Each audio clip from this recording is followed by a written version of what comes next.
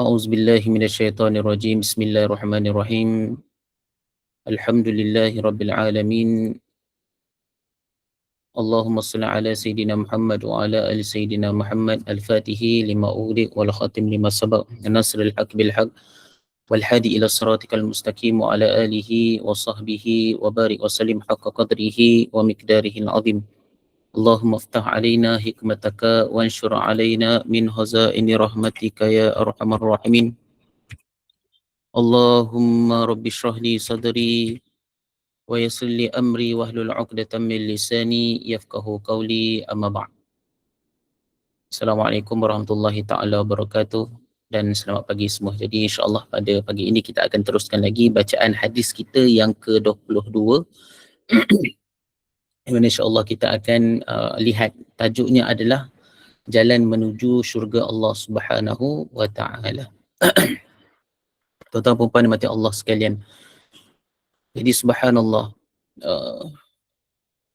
dalam hadis ini disebutkan bahawa daripada Abu Abdullah Jabir bin Abdullah Al-Ansari radhiyallahu anhuma, bahawa seorang sahabat baginda Nabi Muhammad sallallahu alaihi wasallam telah bertanya kepada Nabi sallallahu alaihi wasallam dengan pertanyaan, ara'aita idza sallaitul maktubati wa sumtu ramadhana wa ahlaltu al-halala wa harramtu al-harama wa lam azid ala dhalika syai'an adkhulul jannah? Qala na'am. Maksudnya, kata sahabat Nabi sallallahu alaihi wasallam, dia telah bertanya kepada Nabi sallallahu alaihi wasallam, apakah pendapat kamu jika aku ini melaksanakan solat yang wajib, berpuasa Ramadan, menghalalkan yang halal dan mengharamkan yang haram, dan aku tidak tambah sedikit pun dengan amalan sunat, adakah aku akan masuk syurga? Seorang sahabat Nabi sallallahu alaihi wasallam dia tanya begitu kepada Nabi sallallahu alaihi wasallam. Lalu apa kata Nabi sallallahu alaihi wasallam? Ya. Nampak? Okey. Jadi itu antara matan hadis yang kita dengar sebentar tadi. Jadi tuan-tuan dan puan-puan, berdasarkan beberapa pertanyaan daripada sahabat Nabi sallallahu alaihi wasallam itu tadi, dapat kita lihat beberapa perkara yang subhanallah merupakan perkara yang wajib sahaja. Jadi sahabat Nabi sallallahu alaihi wasallam itu dia fokus kepada ibadah-ibadah yang wajib, yang mesti dilakukan sebagai hamba Allah yang beragama Islam itu, tanpa ada tambahan daripada ibadah sunat. Jadi persoalan itu dilontarkan kepada baginda Nabi sallallahu alaihi wasallam, adakah dengan dia melakukan amalan-amalan wajib itu dia layak untuk masuk syurga? Lalu jawapan mudah daripada Nabi sallallahu alaihi wasallam disebutkan di situ adalah ya. Maknanya ibadah wajib itu sekiranya kita laksanakan, walaupun kita tidak ada melaksanakan ibadah-ibadah sunat yang lain, maka kita itu boleh ataupun layak untuk masuk ke dalam syurga Allah Subhanahu wa taala. Jadi tuan-tuan dan puan-puan, apa keistimewaan daripada hadis ini? Jadi kita boleh faham kat sini bahawa hadis ini disebutkan bahawa gambaran asas agama, di mana di dalam gambaran asas itu adalah perkara yang kita kena faham di sini adalah perkara wajib dan perkara sunat. Okey, jelas di sini bahawa di dalam agama Islam itu ada perkara wajib yang perlu dilaksanakan dan juga mempunyai amalan sunat yang boleh kita praktikkan. Kata ulama di dalam hadis ini adalah seperti Al-Jurdani. Disebutkan di sini bahawa Al-Jurdani menyebutkan bahawa hadis ini mempunyai kedudukan yang amat tinggi. Di mana di dalam hadis ini disebutkan putaran Islam yang berlegar di atas paksinya, kerana pengertian Islam itu semuanya terkumpul di dalamnya. Maksudnya apa?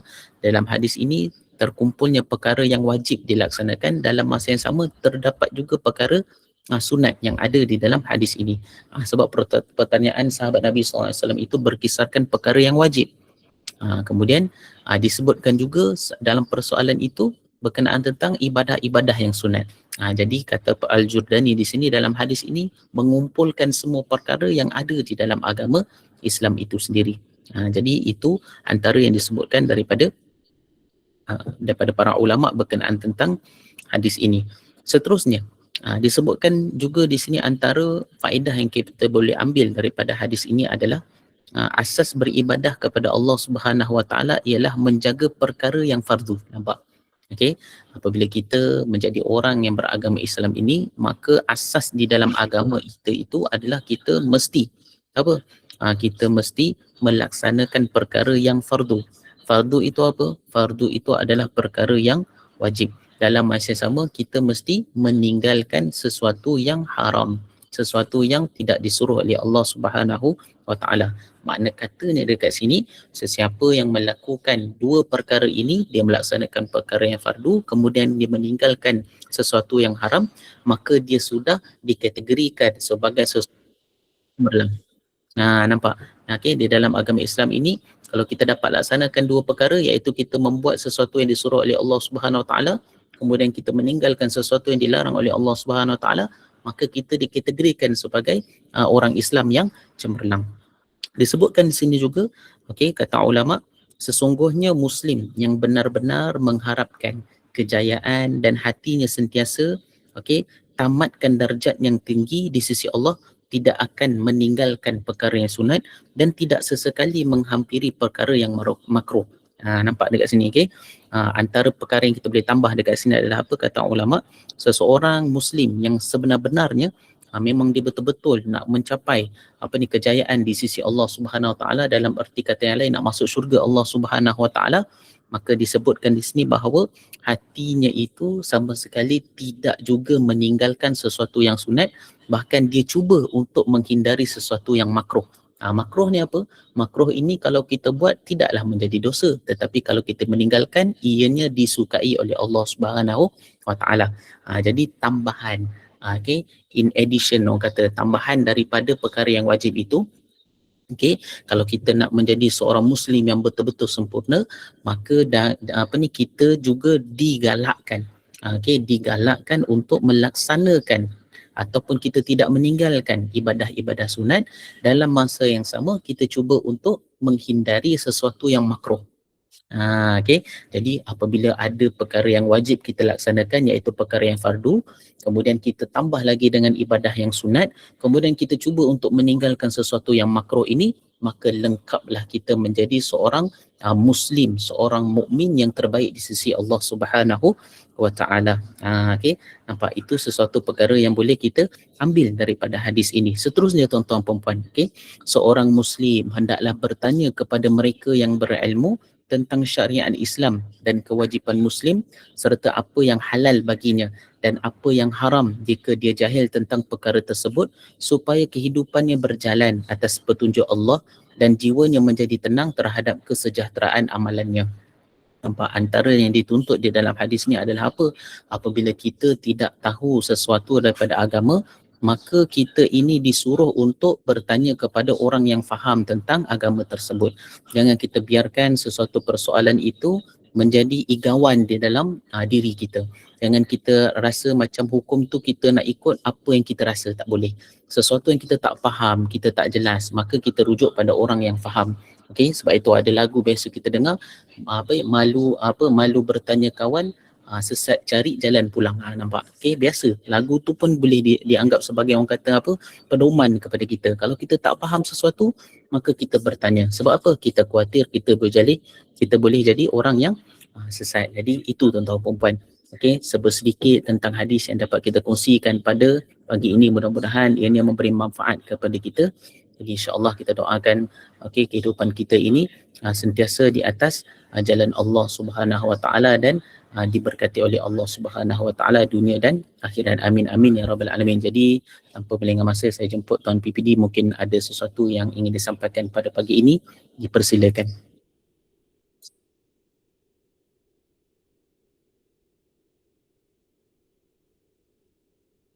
Untuk bersama-sama dalam majlis kita, mudah-mudahan mencampakkan dalam hati kita beristiqamah lah untuk hadir ke majlis yang mungkin rasanya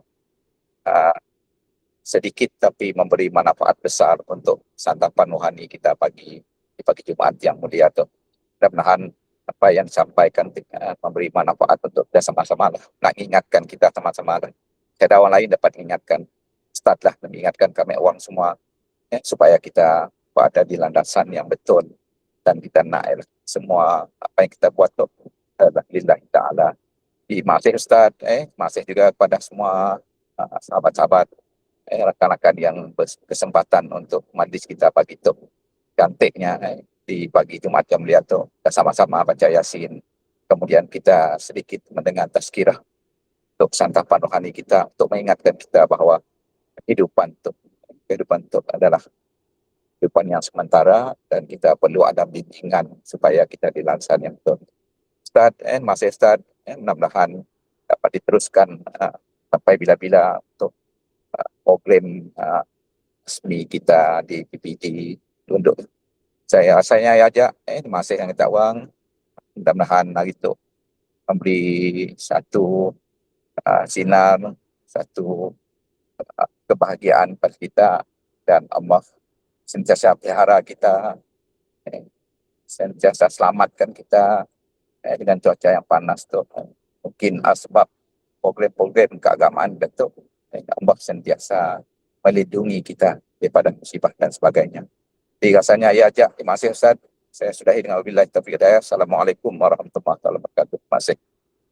Terima kasih kepada Tuan PPD atas nasihat tadi, mudah-mudahan ini bermanfaat kepada kita semua. Amin amin ya rabbal alamin. Jadi saya tutup kita punya majlis ini dengan lafaz wabillahi taufiq wal hidayah. Assalamualaikum warahmatullahi taala wabarakatuh. Selamat bekerja semua.